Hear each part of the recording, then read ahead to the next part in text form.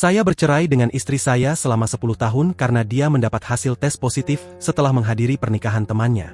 Ketika orang bilang bahwa satu momen bisa mengubah hidupmu, mereka mungkin berbicara tentang hidup saya. Sangat menakjubkan bagaimana selembar kertas kecil yang ditemukan dari dompet istri saya benar-benar mengubah segalanya dalam hidup saya. Saya, pria berusia 37 tahun, menikahi kekasih masa kuliah saya 10 tahun yang lalu. Sebelum itu, kami pacaran selama 6 tahun. Jadi kami sudah saling mengenal selama 16 tahun. Saya akan menyebutnya Dove, seorang wanita berusia 37 tahun. Dia adalah teman sekelas saya di kampus, dan saya percaya dia adalah jodoh saya. Dan memang begitulah. Sebulan yang lalu, teman Dove menikah dalam pernikahan yang indah di Las Vegas. Saya juga diundang tetapi memiliki pekerjaan penting pada minggu yang sama, jadi saya harus melewatkannya. Itu adalah sebuah acara yang rumit yang berlangsung selama seminggu. Ketika Dove kembali dari pernikahan, dia terlihat sangat pendiam. Saya bertanya kepadanya apakah semuanya baik-baik saja. Dia mengatakan bahwa dia hanya lelah setelah merayakan pernikahan selama seminggu. Bagi saya, itu terasa wajar, jadi saya memberinya ruang yang dia butuhkan untuk istirahat. Namun, saya mulai cemas ketika perilaku Dove mulai dingin terhadap saya. Tidak hanya dia menjadi pendiam, tetapi dia juga mulai merasa jengkel pada saya. Dia mulai mengabaikan saya dan cemas setiap berbicara. Belum lagi, kehidupan seks kami hampir tidak ada. Setiap kali saya mencoba, dia langsung marah dan mengatakan bahwa dia tidak sedang dalam mood. Sudah hampir sebulan sejak dia kembali dari pernikahan, tetapi kami tidak pernah menghabiskan waktu intim bersama. Jika itu belum cukup, saya menemukan sesuatu di dalam tasnya kemarin, yang membuat saya merasa cemas. Itu adalah tagihan rumah sakit. Dove telah melakukan tes STD tepat setelah kembali dari pernikahan. Bukankah itu aneh? Mengapa dia melakukan itu? Dan mengapa dia tidak memberitahu saya tentang hal ini? Saya tahu itu berarti sesuatu yang jelas. Saya mencintainya tanpa pamrih, tetapi saya bukan tipe orang yang membiarkan tanda bahaya besar seperti itu diabaikan. Saya belum menghadapinya mengenai temuan saya, tetapi sebelum melakukannya, saya ingin memiliki informasi lengkap tentang tes STD tersebut. Saya tidak ingin menghadapinya dengan informasi setengah-setengah. Saya sangat menyayangi pernikahan saya dan hubungan saya dengan Dove, dan saya tidak ingin menghancurkannya dalam sesaat. Saya telah melakukan penelitian terbaik saya tentang topik ini, dan saat melakukan itu, saya menemukan halaman di mana beberapa pria dan wanita telah membagikan kisah mereka di mana mereka menemukan pasangan mereka melakukan tes STD secara rahasia. Lebih sering daripada tidak, itu terkait dengan berselingkuh. Itulah mengapa saya di sini untuk membagikan kisah saya dan melihat apakah saya terlalu curiga. Saya merasa bersalah untuk mengakui ini, tetapi saya juga pernah menyelinap ke dalam ponsel Dove beberapa hari yang lalu. Saya melihat semua daftar obrolan dan catatan panggilan, tetapi saya tidak menemukan sesuatu yang mencurigakan. Semuanya terlihat bersih. Saya juga memeriksa akun media sosialnya, tetapi itu juga bersih. Saya tidak tahu apakah saya seharusnya merasa buruk karena meragukan dia, atau jika saya harus yakin bahwa saya waspada. Saya berpikir untuk menghubungi teman-teman yang hadir di pernikahan bersama Dove, untuk memeriksa apakah ada yang tidak biasa terjadi di sana. Namun masalahnya adalah, pernikahan tersebut adalah pernikahan teman sekolah Dove, sehingga tidak ada teman kuliah kita yang menjadi bagian dari itu. Saya berteman dengan teman sekolahnya, tetapi tidak sampai pada tingkat di mana saya bisa bertanya tanpa sepengetahuan Dove. Situasi ini terasa sangat aneh karena, dalam 10 tahun terakhir bersama Dove, dia tidak pernah memberi saya alasan untuk mencurigainya. Kami selalu sangat transparan satu sama lain. Tambakan. Saya lupa menyebutkan bahwa tagihan menunjukkan bahwa dia membuat janji pada hari setelah kembali dari perjalanan. Namun, tanggal tes yang disebutkan adalah tanggal kemarin. Dan tanggal laporan diberikan setelah seminggu. Perilaku Dove membuat saya khawatir sejak dia kembali dari perjalanan. Saya memeriksa ponselnya beberapa hari yang lalu tapi tidak menemukan apa-apa. Kemarin, ketika Dove pulang ke rumah, setelah tes, dia terlihat sangat lelah dan tegang. Saya mulai mencurigai ketika dia dengan hati-hati menyembunyikan tasnya di dalam lemari. Biasanya, dia meninggalkannya di meja atau di sofa. Saya berpura-pura tidak memperhatikannya, tapi saya tetap memperhatikan setiap gerakannya. Ketika dia pergi ke kamar mandi untuk mandi, saya memeriksa dompetnya dan menemukan tagihan rumah sakit untuk tes STD. Pembaruan 1, halo semua, setelah membaca komentar-komentar di pos saya menyadari bahwa saya tidak memberikan informasi latar belakang tentang saya atau Dove. Saya pikir itu tidak relevan untuk pos ini. Namun, saya telah menjawab beberapa dari Anda di komentar. Tapi untuk informasi umum, mari saya tambahkan beberapa fakta. Dove dan saya lulus dari perguruan tinggi yang sama. Kami berdua adalah insinyur perangkat lunak dan bekerja untuk perusahaan IT yang berbeda. Kami memiliki seorang anak laki-laki berusia 6 tahun. Secara finansial, kami memiliki kehidupan yang stabil, cukup layak. Kami adalah keluarga yang bahagia sampai sekarang. Sampai Dove memutuskan untuk merusak segalanya. Setelah menemukan tagihan medis untuk tes STD dari dompet Dove, saya merasa gelisah. Komentar-komentar di pos saya sebelumnya, serta cerita korban-korban lainnya, semuanya menunjukkan satu hal. Dove berselingkuh dari saya. Awalnya, saya ingin menunggu sampai hasil tes keluar sebelum konfrontasi, tapi saya merasa sesak di dalam. Saya tidak bisa menahan lagi. Dove juga menyadari bahwa saya berperilaku berbeda. Hari saya membuat pos, dia bahkan bertanya apakah semuanya baik-baik saja. Saya hanya mengangguk dan tersenyum palsu. Dia pikir mungkin saya sedang membalas atas perilaku kasarnya. Jadi, sehari setelah saya membuat pos saya, kami duduk di meja makan. Ketika kami mulai makan, Dove kembali bertanya apakah saya baik-baik saja. Saya mengangguk ya. Tapi setelah beberapa saat, saya tidak bisa menahan diri dan terburu-buru. Bagaimana hasil tes STD-MU? Dia menatap saya, terkejut. Saya mengulang, ya, tes STD yang kamu lakukan beberapa hari yang lalu. Dia memucat dan bertanya bagaimana saya mengetahuinya. Saya katakan itu tidak penting. Lalu dia mengucapkan kalimat klasik, saya bisa menjelaskan. Saya menatapnya lurus dan memintanya untuk menjelaskan. Dia mendesah dan menghirup napas panjang sementara saya terus menatapnya dengan sabar. Dia mulai menangis. Saat dia mulai menangis, hatiku merasa hancur. Saya mengerti bahwa kecurigaan saya benar. Dove memegang tangan saya dan meminta saya untuk percaya padanya. Saya katakan padanya bahwa saya hanya bisa percaya jika dia mengatakan sesuatu. Tapi alih-alih mengatakan sesuatu, dia mendekatkan kursi ke saya, bersandar pada bahunya, memeluk lenganku dengan erat, dan menangis. Saya biarkan emosinya mengalir.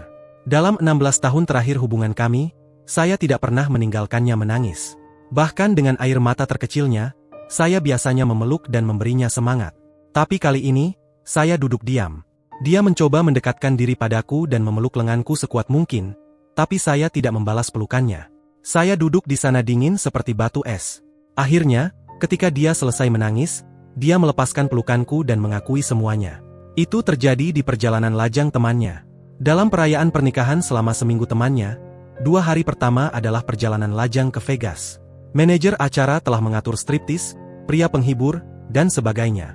Hari itu, saya mengetahui begitu banyak istilah baru yang sama sekali tidak saya kenal sebelumnya. Dia memberitahu saya bahwa pengantin wanita dan teman-teman lainnya menikmati semua layanan sejak awal hari pertama, tapi Dove menolak. Teman-temannya memaksa dia, tapi dia tidak melakukannya. Dia melihat pengantin wanita dan teman-teman lainnya bersenang-senang, memenuhi semua fantasi mereka dengan pria penghibur ini, tapi dia menahan diri. Biasanya saya percaya padanya karena dia tidak pernah pembohong, tapi kali ini, itu sulit bagi saya untuk sepenuhnya percaya pada ceritanya. Saya bertanya apakah dia melakukannya karena merasa tidak nyaman. Dia mengatakan bahwa teman pengantin wanitanya meyakinkannya bahwa dia tidak pernah melihat pria lain dalam 16 tahun terakhir. Oleh karena itu, dia perlu mencicipi darah baru. Teman-temannya menjelaskan bagaimana pria penghibur ini menggunakan beberapa teknik untuk memberikan kesenangan zaman baru kepada mereka. Dove tetap tidak menyerah, tapi temannya meyakinkannya untuk menerima pijatan intim. Akhirnya, Dove menyerah pada tekanan teman-teman dan berkata ya untuk pijatan. Dia berpikir pijatan tidak akan dianggap sebagai perselingkuhan, dan dia juga bisa menghindari tekanan dari teman-temannya. Namun, ternyata si penata rambut adalah seorang pria penghibur. Setelah pijatan punggung, dia mulai melepaskan pakaiannya sepenuhnya. Dia menolak, tapi dia berkata itu adalah pijatan intim, jadi dia harus melepaskan pakaiannya. Dia mengaku kehilangan kendali diri selama pijatan intim dan menyerah. Satu hal mengarah pada hal lain, dan dia berselingkuh dari saya. Tapi itu belum cukup. Ketika Dove menceritakan kepada teman-temannya tentang pertemuannya dengan penata rambut, mereka memberikannya semangat dan bersikeras bahwa dia harus melanjutkan. Mereka juga meyakinkan Dove bahwa itu akan bersifat rahasia dan tidak akan pernah sampai padaku. Dove berpikir bahwa dia sudah melakukan itu sekali dan berselingkuh dari saya. Jadi, tidak ada gunanya menolak lebih jauh. Dia memutuskan untuk lebih mengeksplorasi fantasia. Saya senang bahwa dia jujur mengakui semuanya. Dia tahu bahwa saya tidak akan memaafkannya bahkan jika dia melakukannya sekali. Saya hanya duduk di sana tanpa bereaksi, mencoba menyerap segala hal yang Dove katakan. Saya tahu hidup saya akan berubah. Wanita di depan saya adalah cinta hidup saya, dan itulah mengapa pengkhianatan dari dirinya menyakitkan saya begitu dalam. Dove mendorong saya untuk mengatakan sesuatu karena saya belum bicara sejak dia mengaku. Saya menyembunyikan wajah saya dengan kedua telapak tangan. Dia mencoba memegang tangan saya dan mengangkat wajah saya, tapi saya menolak. Akhirnya, ketika saya melihat ke arahnya, saya mengatakan bahwa saya akan mengajukan permohonan perceraian. Dia terkejut dan mengatakan bahwa saya tidak boleh mengambil keputusan secara impulsif karena kami memiliki seorang anak. Saya berteriak padanya untuk berhenti menunjukkan keprihatinan palsu untuk anak kami dan keluarga kami. Jika dia benar-benar memperhatikan keluarga, dia tidak akan melakukan apa yang dia lakukan. Saya mengambil kunci mobil saya dan meninggalkan rumah. Dia mencoba mengikutinya, tapi saya menghentikannya. Saya pergi ke tempat teman saya, yang tinggal sendirian. Dia baru saja bercerai, itu cerita terpisah. Bagaimanapun, saya minum sampai pingsan. Keesokan paginya, saya menelepon sakit di kantor. Teman saya pergi ke kantor sementara saya bersantai di sofa, mencari pengacara perceraian. Saya menemukan seorang pengacara yang dulu adalah sahabat sekelas saya. Dia ditambahkan ke akun Instagram saya, jadi saya mengirim pesan padanya. Dia merespons dalam waktu beberapa jam. Saya meminta untuk dihubungi. Dia merasakan urgensi dan keputusasaan dalam pesan-pesan saya, dan menelepon saya kembali dalam waktu 30 menit.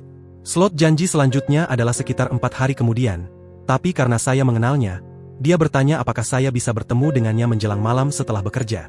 Saya setuju dengan senang hati. Alih-alih menelepon saya di kantornya, dia meminta saya untuk bertemu minum. Jadi, malam sebelumnya, Dove mengakui perselingkuhannya, dan malam berikutnya, saya duduk dengan pengacara saya dan membahas perceraian saya. Dia meminta saya untuk mempertimbangkan kembali keputusan saya dan melihat apakah emosi mereda, dan saya memutuskan memberinya kesempatan. Saya memberitahu dia bahwa saya membuat keputusan ini dengan penuh kesadaran. Saya menyampaikan syarat-syarat perceraian saya padanya, dan dia meyakinkan saya untuk segera memulai prosesnya. Saya meminta dia untuk mempercepat prosesnya karena saya ingin menyelesaikannya sesegera mungkin. Siapapun yang mendengar saya mungkin mengira bahwa saya membuat keputusan secara impulsif, tapi sebenarnya tidak begitu. Saya mencintai Dove, tapi tidak lebih dari harga diri saya. Saya memberitahunya bahwa saya percaya Dove dengan hidup saya, dan jika saya mengambil keputusan ini, itu pasti serius. Esok harinya, saya pulang ke rumah pada siang hari. Saya pikir dia akan pergi bekerja, tapi dia ada di rumah. Dia menjadi sangat sedih hanya dalam beberapa hari terakhir. Begitu dia melihat saya, dia bergegas mendekati saya dan mencoba memeluk saya, bertanya di mana saya selama 2 hari terakhir dan mengapa saya tidak merespons panggilan dan pesannya. Saya ingin menolaknya, tapi dia terlihat sangat pucat dan rapuh sehingga saya tidak tega melakukannya. Saya membiarkannya memeluk saya, tapi saya tidak menyentuhnya. Saya berdiri kaku. Dia terus meminta maaf, tapi saya tetap tidak bergerak. Dia memegang wajah saya dengan kedua telapak tangannya dan mendorong saya untuk mengatakan sesuatu. Dia mengatakan bahwa keheningan saya menyiksanya. Saya bertanya tentang anak kami.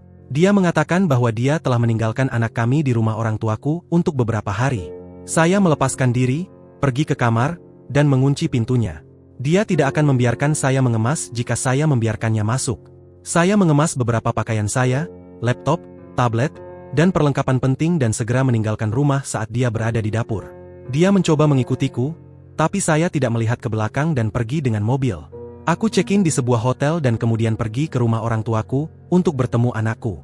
Aku ingin memberitahu mereka segalanya, tapi aku menahan diri karena ada hal lain yang ada di pikiranku. Sudah hampir seminggu ini, aku bekerja dari hotel. Aku telah meminta izin untuk bekerja dari jarak jauh selama bulan ini.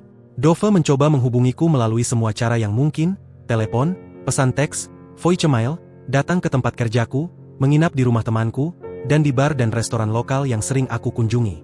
Salah satu teman kami yang sama menghubungiku hari ini dan bertanya apakah aku baik-baik saja. Dia mengatakan bahwa Dove telah mencari aku di seluruh kota. Aku bertanya apakah dia telah memberitahunya alasan itu. Dia mengatakan bahwa siapapun yang bertanya, Dove telah memberitahu mereka bahwa aku meninggalkan rumah setelah pertengkaran hebat tentang sesuatu. Aku mengatakan bahwa ya, aku aman, tapi aku membutuhkan waktu untuk menenangkan diri. Beberapa jam yang lalu, aku menghubungi pengacaraku untuk menindaklanjuti mengenai dokumen perceraian. Dia mengatakan akan mengirimkannya kepadaku dalam beberapa hari mendatang. Aku menunggu sampai dokumen perceraian itu tiba. Aku akan memberikan pembaruan setelah aku menyelesaikan kasus ini. Pembaruan 2, butuh waktu bagiku untuk memberikan pembaruan ini, tapi aku ingin menyelesaikan segalanya sebelum memberikan pembaruan. Ini akan menjadi pembaruan terakhirku. Jadi, setelah 10 hari dari hari H, dokumen perceraian tiba. Itu hari Sabtu. Keesokan paginya aku pergi ke rumahku. Situasinya sama. Dove tergeletak tanpa semangat di sofa sementara anakku bermain di ruang tamu. Dia berlari ke arahku dan memelukku karena kami tidak bertemu selama seminggu terakhir. Kali ini, Dove kaku. Dia tidak memelukku, malah dia menatapku dengan tatapan dingin. Aku bermain dengan anakku beberapa menit kemudian meninggalkannya sendirian dan duduk di kursi. Dove menatapku dengan wajah datar dan bertanya apa yang aku inginkan. Aku tersenyum pada pertanyaannya tanpa mengatakan apapun. Dia bertanya apakah ada sesuatu yang bisa dia lakukan untuk memperbaiki situasi. Aku tetap diam.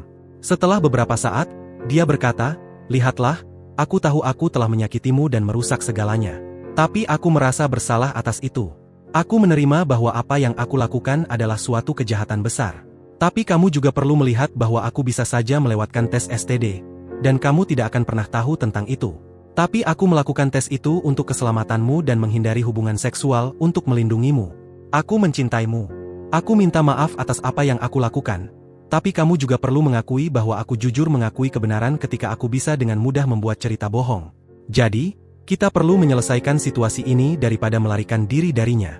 Katakan padaku jika ada sesuatu yang bisa aku lakukan untuk memperbaiki ini." Aku menjawab ya. Aku memintanya untuk mengakui perselingkuhannya di depan orang tuaku dan orang tuanya.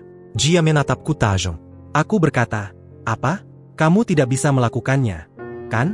Dia mengambil napas dalam-dalam dan mengatakan bahwa jika ini adalah sesuatu yang akan membuatku bahagia dan puas, dia siap untuk mencobanya. Aku memintanya untuk melanjutkan dan mengundang mereka malam itu. Setelah menatapku selama beberapa menit dan melihat dinginnya di mataku, dia mengambil ponselnya dan menelepon orang tuanya dan orang tuaku satu persatu, meminta mereka untuk bergabung dengan kami malam itu. Setelah telepon, dia menatapku dengan mata yang kalah. Aku mandi dan sedang berselancar di ponselku ketika dia memasuki ruangan dan mengatakan bahwa dia telah menyiapkan makan siang untuk kami. Aku ingin menghindarinya. Tapi aku tahu di dalam hatiku bahwa itu akan menjadi makan siang terakhir kami sebagai keluarga. Jadi aku pergi dan duduk di meja. Dia melayani aku dan anakku, dan kami makan bersama. Aku merasa sedih melihat wajah anakku bahwa itu mungkin sebagian besar kali terakhir dia makan bersama orang tuanya. Aku tahu aku akan dianggap egois dan chauvinis karena menghancurkan keluarga bahagia kami hanya karena satu kesalahan Dove, tapi aku tidak peduli dengan apa yang orang lain pikirkan tentangku. Aku tahu ketika anakku dewasa nanti, dia akan senang bahwa aku memilih harga diriku daripada cinta dan emosiku. Penting bagi seorang anak tumbuh dengan orang tua yang bahagia yang mungkin hidup terpisah daripada orang tua yang frustrasi terjebak dalam pernikahan yang rusak. Dan pernikahan kami rusak pada saat Dove membuka kakinya untuk pria lain. Setelah makan siang, Dove membawa anak kami ke kamarnya untuk tidur siang. Setelah memastikan anakku tertidur, ketika dia kembali ke kamar tidur kami, aku sedang menjelajahi ponselku. Dia mencoba menyentuhku. Aku menghentikannya dan bertanya apakah laporan STD-nya sudah keluar. Dia mengatakan bahwa dia sudah jujur dan mulai menyentuhku lagi. Mengetahui bahwa itu akan menjadi kali terakhir kami, aku menyerah. Itu adalah hubungan seks paling mendebarkan yang kami miliki dalam waktu yang lama. Setelah selesai, aku merasa sangat bersalah dan sedih, tapi juga puas berada dengannya. Dia adalah satu-satunya wanita yang aku temui dalam 16 tahun terakhir. Aku mencintainya, dan rasanya hancur melihat bahwa aku akan menjauhkannya dari diriku selamanya. Aku juga menyesal telah berhubungan seks dengannya karena itu akan memberinya harapan rekonsiliasi. Dia tertidur di pangkuanku seolah-olah dia tidak tidur selama beberapa malam. Aku melihat wajahnya dan bertanya-tanya bagaimana dia bisa melakukan ini pada kita. Aku tidak tahu kapan aku tertidur sambil menatap wajah cantiknya. Kami bangun ketika anak kami mengetuk pintu. Aku membukakan pintu untuknya. Dia bermain dengan kami di tempat tidur. Itu sangat bahagia. Pada saat itu, aku benar-benar merasa ingin mundur dari keputusanku dan memberi kesempatan lagi pada pernikahanku, tapi aku menekannya dan bangun dari tempat tidur. Sudah sore. Aku duduk di ruang tamu menunggu kedatangan orang tuaku dan mertuaku. Setelah beberapa lama, orang tua kami sudah ada di sana. Setelah semuanya menyelesaikan, Dove memanggilku ke dapur dan bertanya dengan tatapan yang intens apakah aku benar-benar ingin melakukan ini. Aku mengatakan ya. Dia kemudian keluar dan memberitahu semua orang bahwa dia memiliki sesuatu untuk diakui. Dia memberitahu mereka bahwa dia berselingkuh dari saya di pernikahan temannya, tapi itu tidak berarti apa-apa. Dia mencintai aku dan bisa melakukan apapun untukku. Dia melanjutkan dengan mengatakan bahwa dia sudah mengakui ini kepadaku, dan aku ingin dia memberitahu semua orang tentang ini. Semuanya terjadi begitu cepat sehingga orang tua kami mengira itu hanyalah lelucon. Aku mengatakan bahwa ini bukan lelucon dan menambahkan bahwa dia sudah mengaku ketika aku menemukan tagihan tes STD di dompetnya. Orang tuanya menundukkan kepala dalam rasa malu dan kemarahan. Orang tuaku juga kecewa, tapi mereka tidak mengatakan apa-apa. Aku memberitahu semua orang bahwa aku juga memiliki sesuatu untuk dikatakan, dan itu adalah bahwa aku telah mengajukan perceraian. Aku mengeluarkan dokumen perceraian dan mulai membaca syarat-syarat perceraian. Dove mencoba mengganggu, tapi aku melanjutkan. Aku memberinya rumah di mana dia dan anakku bisa tinggal sementara aku akan pindah. Kami berdua akan memiliki hak asuh bersama atas anak kami, dan aku akan membayar bagian saya dari dukungan anak. Setelah membacanya, aku memberikan dokumen itu padanya. Dia memberiku tatapan jijik dan mengatakan bahwa aku telah mempermainkannya dalam hal ini. Dia melihat-lihat dokumen-dokumen itu dan menandatangani segera. Orang tuanya berdiri dan langsung pergi tanpa berkata apa-apa. Orang tuaku juga pergi, tapi saat pergi, mereka bertanya apakah aku ingin tinggal bersama mereka untuk sementara waktu. Aku mengangguk dan mengatakan aku akan melihat. Dove pergi ke ruang anak kami dan menguncinya dari dalam. Tidak hanya dia merasa terhina di depan orang tuanya dan mertuanya, tapi dia juga merasa kalah bahwa semua pengakuan dan penghinaan itu sia-sia. Aku mengemas barang-barang yang tersisa dan meninggalkan rumah. Aku ingin bertemu anakku, tapi aku tahu Dove tidak akan membiarkanku melakukannya. Itulah alasan dia mengunci dirinya di kamarnya. Setelah malam itu, aku tidak mendapat panggilan atau pesan dari Dove. Setelah sekitar 45 hari, kami dipresentasikan di pengadilan, di mana perceraian kami diselesaikan dengan damai karena tidak ada yang berselisih. Kami tidak saling mengatakan apapun dan berpisah setelah semuanya selesai. Sudah lebih dari seminggu sejak perceraian diselesaikan. Aku sibuk sepanjang waktu, mencari rumah dan menetap di sana. Kita mungkin akan bertemu karena anak kita, tapi itu hanya akan bersifat transaksional. Aku masih merasa hampa dan frustasi karena aku tahu aku juga telah menyakiti dan merendahkan dia. Mungkin kita berdua mendapat apa yang kita pantas. Sekarang lanjut ke cerita berikutnya. Cerita 2. Aku bercerai dari istriku karena ingin nama belakang bayi sama dengan mantan suaminya yang sudah meninggal. Istriku dan aku mengalami kesulitan dalam mengandung karena kecelakaan yang aku alami saat masih muda. Setelah 3 tahun akhirnya kami memiliki putri kami 3 minggu yang lalu. Bayi dan ibu berada di rumah dan sehat, tapi aku tidur di sofa karena masalah tentang nama belakang. Istriku sebelumnya memiliki hubungan jangka panjang dengan mantan suaminya yang bunuh diri karena masalah kesehatan mental setelah kembali dari dinas di luar negeri. Anaknya dari hubungannya sebelumnya tinggal bersama kami dan akan berusia 12 bulan dalam waktu sebulan. Anaknya memiliki nama belakang mantan suaminya. Istriku ingin bayi kami memiliki nama belakang mantan suaminya. Dia masih menggunakan nama tersebut, agar anaknya tidak merasa ditinggalkan oleh adik barunya dan adik-adiknya di masa depan. Dan karena mantan suaminya memiliki nama yang lebih baik daripada saya. Aku mencoba untuk berkomitmen dengan mengatakan bahwa karena aku praktis membesarkan anaknya, dia bisa memiliki nama belakangku, sehingga dia tidak akan merasa ditinggalkan, dan dia juga bisa mengambil nama belakangku. Dia menolak karena ia telah memiliki nama itu sepanjang hidupnya dan tidak seharusnya harus mengubahnya hanya untuk menyenangkanku. Aku mencoba untuk menjelaskan bahwa mereka memiliki 2 ayah yang berbeda sehingga wajar jika mereka memiliki nama yang berbeda. Aku menyarankan agar dia menggunakan nama gadisnya dan dihubungkan dengan nama belakangku untuk bayi kami dan dia bisa menghubungkan nama gadisnya dengan mantan suaminya untuk anak lelakinya, sehingga saudara-saudara tersebut akan memiliki nama yang hampir sama. Itu juga ditolak. Kami harus mendaftarkan nama bayi besok Kamis. Aku mengatakan kepadanya bahwa mungkin kita sebaiknya mendapatkan terapi pasangan dan sementara itu mendaftarkan namanya dengan namaku. Dia juga menolak itu dan mengatakan bahwa dia telah melewati kesulitan memikul dan melahirkan bayi, dan dia seharusnya berhak untuk memutuskan ini sendiri. Aku bahkan menanyakan anaknya dan dia mengatakan bahwa dia tidak keberatan memiliki nama yang berbeda karena dia tahu ayahnya adalah ayahnya, tapi aku adalah ayahnya. Dia tidak peduli jika adiknya memiliki nama belakang yang berbeda. Aku memberitahu istriku hal ini dan dia mengatakan bahwa aku sedang memanipulasi emosional anaknya. Kami bertengkar 5 hari yang lalu dan tidak banyak berbicara. Aku tidak ingin hal ini terus berlanjut seperti ini karena ini seharusnya menjadi momen bahagia kita. 2 hari yang lalu, aku memberitahunya bahwa bayi entah akan memiliki nama belakangku atau kita akan bercerai.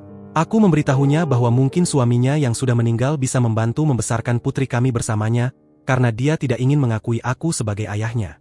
Dia memanggilku manipulator dan mengatakan bahwa tidak adil bahwa dia tidak dapat memutuskan nama depan bayi sendiri, atau nama belakangnya. Sarannya untuk nama pertama saat dia hamil adalah versi feminin dari nama mantan suaminya dan nama aslinya jika kita punya anak laki-laki. Hari ini aku menghubungi pengacara dan dia mendengarnya. Dia mengatakan bahwa aku memaksa dia ke sudut dengan masalah nama ini meskipun kita memilih nama pertama sesuai pilihannya setelah aku menyaring yang mirip dengan mantan suaminya, dan pilihanku adalah nama tengah. Aku hanya ingin beberapa pendapat dari luar apakah aku melakukan hal yang benar. Seperti apa yang aku lakukan dengan hidupku sekarang? Semuanya begitu kacau. Dia berusia 43 tahun. Sebagian besar hidupnya dihabiskan dengan nama gadisnya. Dia menggunakan nama mantan suaminya selama sekitar 10 tahun tapi dia tidak secara resmi mengubahnya hingga menambahkan nama belakang dan nama tengah mantan suaminya ke nama resmi anaknya ketika dia berusia 7 tahun.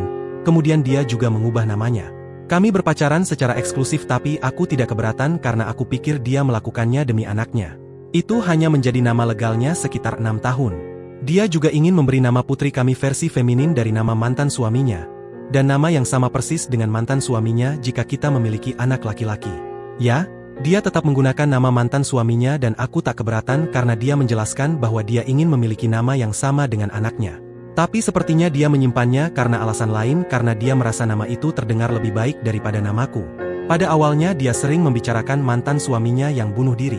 Aku tidak keberatan tapi setelah beberapa tahun kami berbicara, dia semakin jarang menyebutnya. Kemudian dia mengubah nama anaknya dan juga namanya sendiri. Aku tidak keberatan karena dia ingin nama yang sama dengan anaknya. Dan dia menikah dengannya jadi aku pikir itu baik-baik saja baginya untuk mengubahnya meskipun dia melakukannya bertahun-tahun setelah ia meninggal.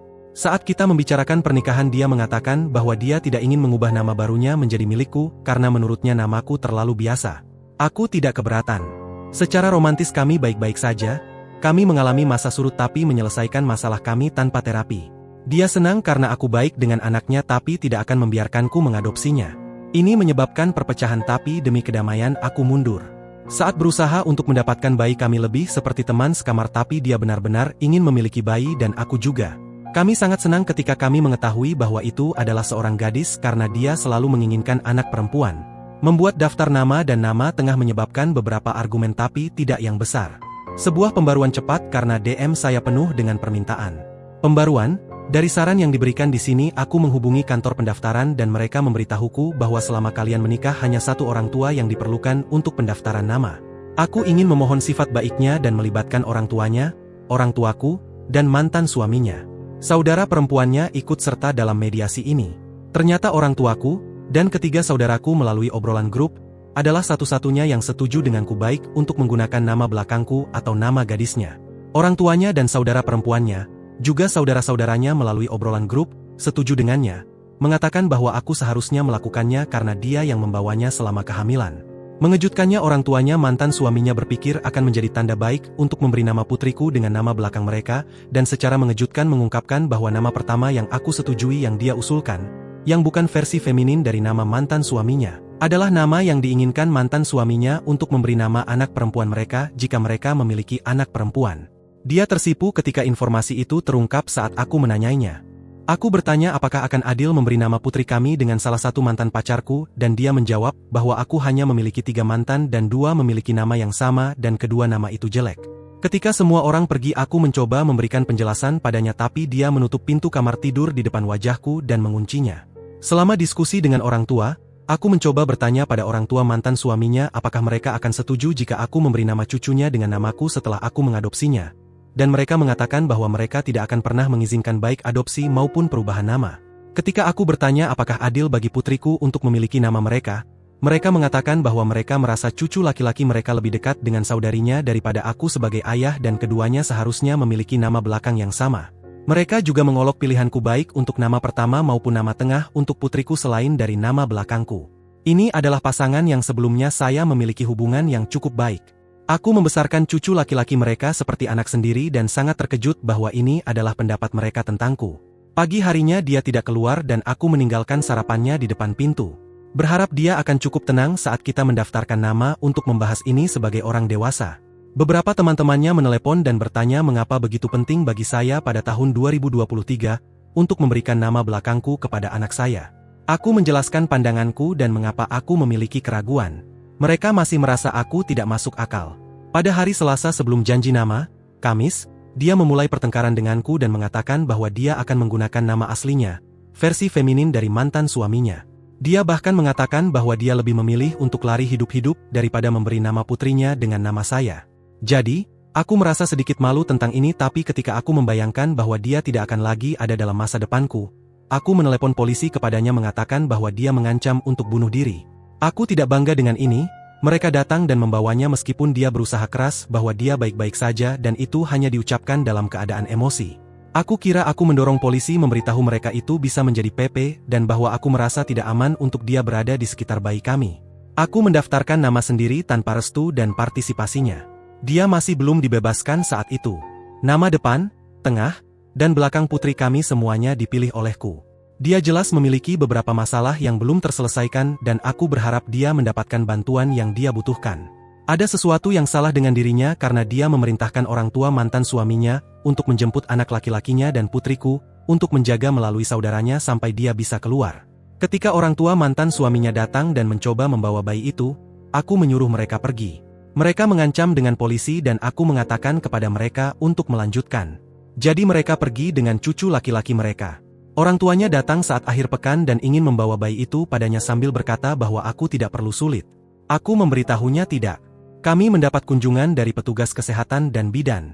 Saat dia dibebaskan dia tidak pulang dan pergi ke orang tuanya. Dia telah tinggal di sana sejak itu, meskipun dia mencoba 2 kali untuk mengambil bayi dari saya, aku mengganti kunci. Dia memang meninggalkan ASI untuk bayi, dan terus melakukannya melalui saudaranya. Aku menghubungi pengacara untuk perceraian dan untuk saat ini aku tetap menjaga bayi tersebut karena bahkan petugas kesehatan mengatakan bahwa layanan sosial akan terlibat karena keadaan mentalnya dan aku adalah pilihan yang lebih baik untuk merawat saat ini.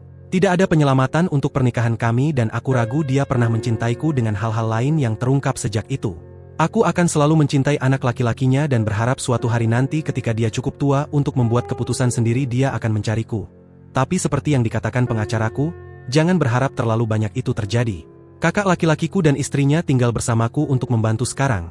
Anak-anak mereka semua remaja dan mereka sudah mengalami keberhasilan mengurus bayi baru ini sebanyak 5 kali dan semua anak mereka sudah dewasa. Jadi aku mendengarkan semua saran mereka. Begitulah ceritanya.